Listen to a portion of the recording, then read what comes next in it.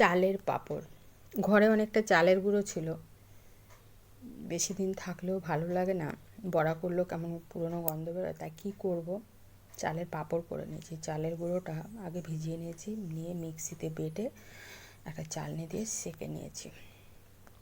এদিকে একটা ব্যাটার তৈরি করেছি, ওর মধ্যে নুন, চিলি ফ্লেক্স, ধনে পাতা দিয়েছি, দিয়ে ব্যাটারটা তৈরি করেছি। আর একটা স্টিলের পাত্রে প্লেটে তেল মাখিয়ে 1 চামচ থেকে একটু বেশি করে দিয়ে একটা হাঁড়িতে জল বসিয়ে ওর উপরে ওটা দিয়ে ঢেকে দিয়েছি। দিয়ে যে খুব সুন্দরভাবে উঠে গেছে।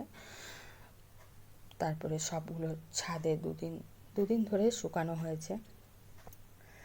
বেশ পাঁপড়গুলো খেতে খাস্তা হয়েছে, ভালোই লেগেছে, মুচমুচে। দেখতে কেমন, মানে চালের পাঁপড় আপনারাও যদি বেশি থাকে করবেন, ভালো লাগবে খেতে, ঘরোয়া খাবার।